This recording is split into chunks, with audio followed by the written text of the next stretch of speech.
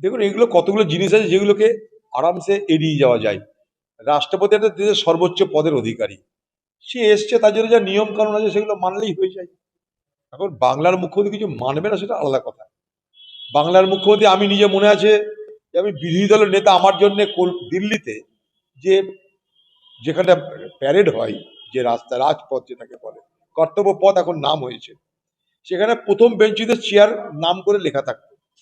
অথচ আমি 26 জানুয়ারি, 15ই আগস্ট সাধারণত আমি আমার এলাকায় থাকতাম। আমাকে কোনোদিন নেমন্তন্ন করে ডাকা পর্যন্ত হয়নি যে সেই এখানকার যে 15ই আগস্ট হচ্ছে বা 26 জানুয়ারি হচ্ছে সরকারি অনুষ্ঠান, সেখানটায় যাওয়ার জন্য। এগুলো কত অভদ্রতা! বাংলার মুখ্যমন্ত্রী অভদ্রতা করতে পরিপক্ক এবং তিনি অভদ্রতা শিখিয়েছেন। তার প্রশাসনকে তিনি যদি বলতেন যে একটা রাষ্ট্রপতি আসছে, ওই রাস্তা ঠিক করে দাও, দাঁড়ানোর জায়গা ঠিক করে দাও, আকাশ তো ভেঙে পড়তো না। সে একটা মহিলা, আপনি একটা মহিলা, একটা মহিলা রাষ্ট্রপতি, আপনি একটা মহিলা মুখ্যমন্ত্রী, কি হতো?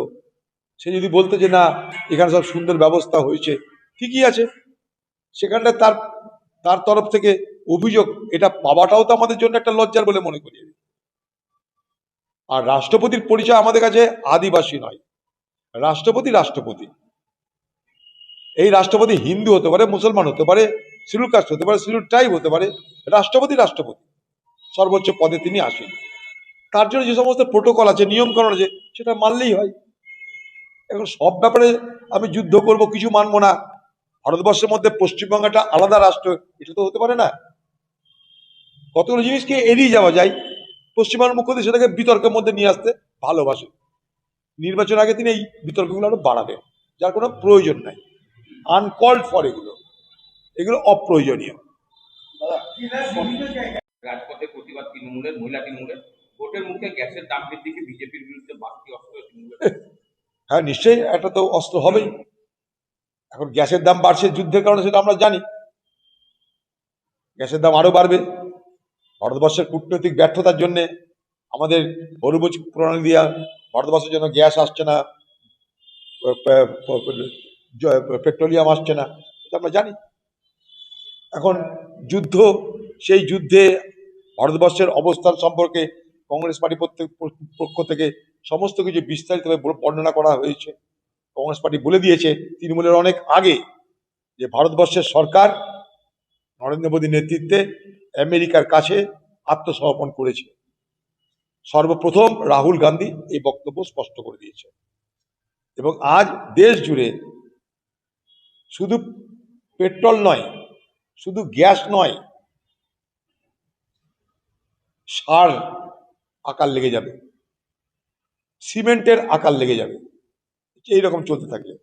কারণ মধ্যপ্রাচ্য থেকে, ওয়েস্ট এশিয়া থেকে আমাদের দেশে প্রচুর পরিমাণ জিনিস আসে এই হরমুজ স্ট্রেট দিয়ে, হরমুজ প্রণালী দিয়ে, যেগুলো আমাদের অর্থনীতিকে বাঁচিয়ে রাখে।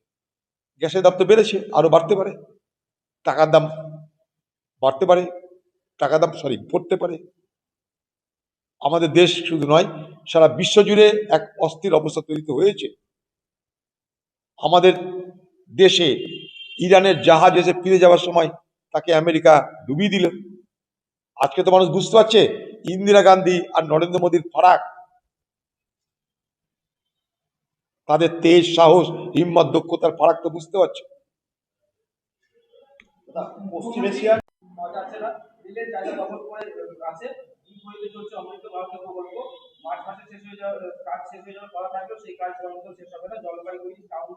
যখন ভারতবর্ষের রেলমন্ত্রী মমতা ব্যানার্জি ছিলেন, তখনও পশ্চিমবঙ্গে জায়গা পাওয়া যায়নি। যখন কংগ্রেসের থেকে আমি মাত্র ছোট্ট একটা পিরিয়ডের জন্য রেলের সামান্য দায়িত্ব সামলিয়েছিলাম, তখনও পশ্চিমবঙ্গে রেলের জায়গা পাওয়া যায়নি। আজও রেলের জায়গা নাই। রেলের জায়গা পাওয়া যায়নি বলে এবং রাজ্য সরকারের অসহযোগিতার কারণে আমি নসিপুর রাজগঞ্জ রেল লাইন দীর্ঘদিন অপেক্ষা করার পর করতে পেরেছি। রাজ্যের অসহযোগিতার জন্য আজও এই বহরমপুর শহরের 55 তলার রেল ওভারব্রিজ তৈরি সম্পূর্ণ হলো না। তো এই রাজ্যে এটাই হবে, এই রাজ্যে জায়গা নেই। তাই পশ্চিমবঙ্গের আজকের মুখ্যমন্ত্রী রেলমন্ত্রী ছিলেন, তিনি বলেছিলেন আমি ফুরফুরা শরীফ পর্যন্ত রেল লাইন বাড়িয়ে দেব। ফুরফুরা শরীফের রেল লাইন ফরফরা হয়ে গেছে। নাটক, এটা নির্বাচনী মঞ্চ, নির্বাচনী নাটক শুরু হয়েছে। ধর্ণামঞ্চের প্রয়োজনটা কি আছে? আপনি সুপ্রিম কোর্টে যান, বলুন ভোট বন্ধ রাখো, ভোটার লিস্টে নাম উঠেনি। এখানে কিছু সবাই যারা নাটক করছে, এই নাটক করে কিছু লাভ হবে না, লোকসান হবে না। কি ভোটের প্রচারটা হবে কি, আমি দেখো এসআর এর জন্য লড়লাম, অথচ আমার রাজ্যের প্রশাসনকে দিয়ে আমি এসআর কাণ্ডে যাতে মানুষের অসুবিধা না হয় তার জন্য চেষ্টা করলাম না। প্রতিদিন এ কথা বলছি, আর আমি বলতে পারছি না। আদিবাসী উন্নয়ন কি?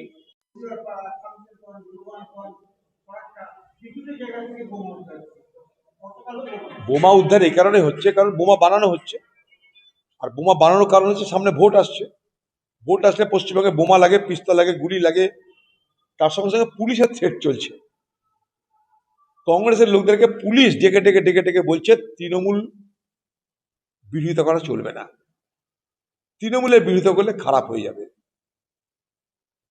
আইজি সেও, এসপি সেও, সাধারণ পুলিশ সেও, সর্বোচ্চ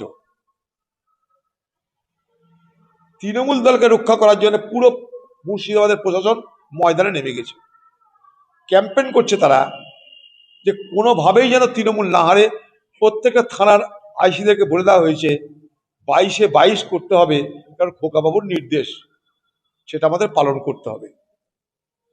তাই বোমা পিস্তল ছাড়া তো খোকাবাবুর নির্দেশ বাস্তবায়িত হবে না। পুলিশ থাকবে, বোমা পিস্তল থাকবে, সাধারণ মানুষকে ভয় দেখিয়ে ভোট থেকে বঞ্চিত করা হবে। এটাই তো লাইট, তার জন্য এগুলো দেখতে পাচ্ছেন। দাদা শনিবার কুমার সহ আজকে কলকাতায় আসছে। এখানে আসা মানে তাড়াতাড়ি ভোট এবার ঘোষণা হওয়ার ইঙ্গিত বলে আমার মনে হচ্ছে। দেখা যাক কি করতে আসছে। কিন্তু কথা যে লক্ষ লক্ষ মানুষের ভোটার লিস্টে নাম এখন উঠলো না, এই অবস্থায় নির্বাচন ঘোষণা করাটা কিন্তু যদি করে আর কি, আমি তো জানি না, এটা বড় দৃষ্টিকটু হবে। মানুষের ভোটার লিস্টের নাম তোলার পর বা যতদিন পর্যন্ত না ভোটার লিস্টের নামটা উঠছে ততদিন পর্যন্ত যদি নির্বাচনটাকে বিলম্ব করা যায়, এটা নিয়ে ভাবনা চিন্তা করা উচিত বলে আমি মনে করি। মানুষের ভোট দেওয়ার অধিকার কোনো কারণেই বঞ্চিত হতে পারে না, নাহলে আমাদের সাংবিধানিক অধিকারকে আমরা লঙ্ঘিত করব। ওটা রাজ্যে তো দাদা 60 লক্ষের উপরে। সেই জন্য কথাটা বলছি, গোটা রাজ্যে 60 লক্ষ, মুর্শিদাবাদে 11 লক্ষ। যে গতিতে অন্তর্ভুক্তি হচ্ছে সাপ্লিমেন্টারি লিস্টে, 5 লক্ষ 6 লক্ষ বলছে এখন পর্যন্ত হয়েছে। 60 লক্ষর মধ্যে 11% এখন পর্যন্ত ফয়সালা হয়ে নাম এন্ট্রি হয়েছে সাপ্লিমেন্টারিতে। তাহলে এত যে সংখ্যা 11%, মানে 90% নাম বাকি হয়ে আছে।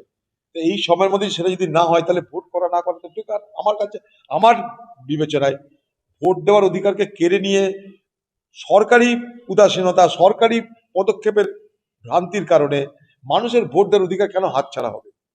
সরকার ভুল করছে, রাজ্য নির্বাচন কমিশন তাদের এগুলো ব্যর্থতা, তাদের ব্যর্থতার জন্য সাধারণ মানুষ তারা কেন ভুগবে? আমার প্রশ্নটা এই জায়গাটাই। রাষ্ট্রপতিকে দিদি যদি মনে করেন গ্যাসের দাম কিছুটা কমাতে পারেন, কিন্তু রাজ্য মনে করতে পারে যে আমি প্রত্যেকটা গ্যাসে যতটা দাম বাড়লো ততটা আমি সাবসিডি দিয়ে মানুষকে সস্তায় আমি গ্যাস দেবো। এটা রাজ্য মনে করলে রাজ্য কিন্তু পারে। রাজ্য যদি হৃদয়তা থাকে, রাজ্যকে দাবি করবো আমি যে গ্যাসের দাম যেটা বাড়ছে, রাজ্য যেন চেষ্টা করে সে গ্যাসের দামটা ক্ষতিপূরণ দেয় সাবসিডির মাধ্যমে, অনুদানের মাধ্যমে। আপনি সর্বত্র অনুদান দিচ্ছেন, তা গ্যাসের ক্ষেত্রে অনুদান দেন।